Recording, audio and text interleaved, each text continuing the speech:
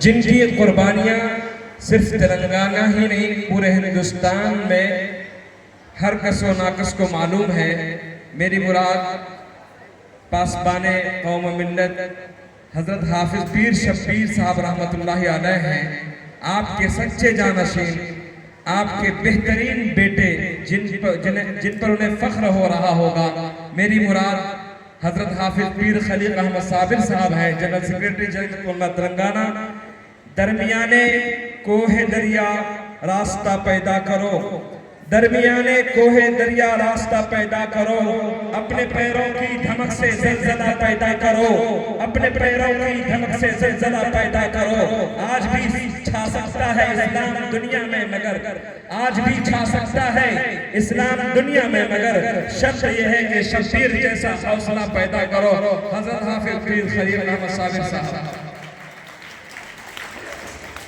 بسم اللہ الرحمن الرحیم، نحمد و نصلی علی رسول الکریم، اما بعد۔ الحمدللہ اللہ کا شکر اور اس کا احسان ہے کہ اللہ تبارک و تعالیٰ نے اس مدرسے سے 14 سال سے خدمت دے رہا ہے، اور اس مدرسے کی جانب سے آج 13 بچے تکمیل حفظ قرآن کر رہے ہیں۔ یہاں بڑے بڑے اکابرین، بڑے بڑے علماء تشریف فرما ہیں، مولانا شاہد صاحب، خاص طور پہ مولانا تنظیم صاحب، اور بھی ذمہ داران یہاں تشریف فرما ہیں۔ آپ کو میرے بعد 2-3 علماء سے خاص بات سننا ہے۔ میں 5 منٹ میں اپنی بات تکمیل کر کے اپنی جگہ لیتا ہوں۔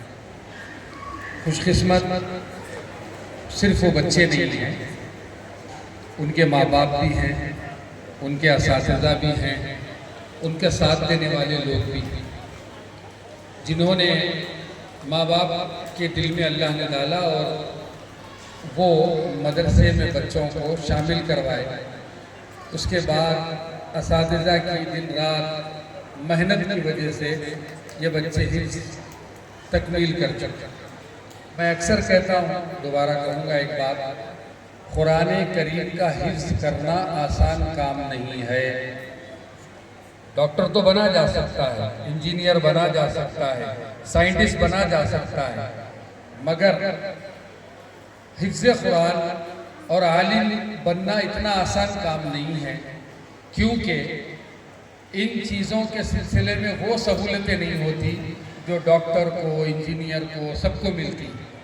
اس کے باوجود بھی ماں باپ کے دل میں اللہ تبارک و تعالیٰ ڈالنا اور یہ بچے پھر حفظ بننے کی جستجو کرنا اور اللہ تعالیٰ طے کرنا کہ یہ بچوں کو حفظ کرانا ہے، یہ اللہ ہی طے کرتا ہے۔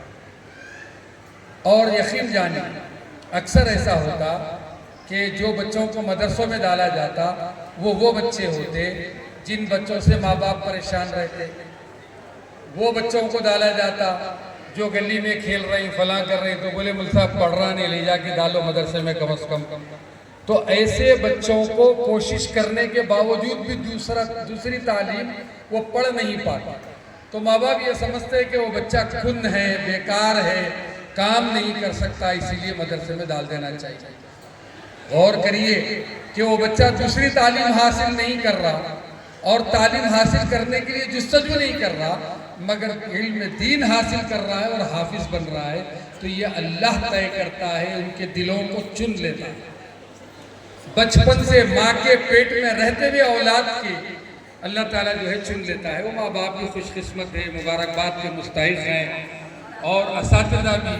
اور یہ جو مدرسے کا پروگرام اس وقت شاندار پروگرام ماشاءاللہ، یقین جانیے کہ ایسے موقع ہوتے ہیں جہاں نورانی محفل ہوتی ہے، ڈاکٹریٹ کی ڈگری ملتی ہے، انجینئر کا کنوکیشن ڈے ہوتا ہے، تو 100 ہزار لوگ ہوتے ہیں، مگر اس میں نورانی محفل نہیں ہوتی۔ بس ایسے پروگراموں میں آپ غور کریے، یہ بچوں کے چہرے، یہ بچوں کے کپڑے، ان کے چہرے پہ نورانی چہرے، اور آپ حضرات کے الحمدللہ خوش قسمت ہے کہ اس نورانی محفل میں آپ شریک ہیں۔ اب دوسری بات عرض کر دیتا ہوں، یہاں خواتین بھی موجود ہیں اور بڑی تعداد میں موجود ہیں۔ اکثر یہ ہوتا کہ جو لوگ مخاطب ہوتے ہیں ہم انہی کے بارے میں بات کرتے ہیں۔ جو خواتین پسپردہ بیٹھی رہتی ہیں ان کے بارے میں کوئی بات نہیں ہوتی، تو میں ان کے بارے میں بھی کچھ 2-3 بات عرض کرنا چاہتا ہوں۔ رمضان شریف ابھی آ رہا ہے اور اللہ کے رسول صلی اللہ علیہ وسلم رمضان کے آنے کا انتظار کرتے تھے اور اللہ سے بھی عمر مانگتے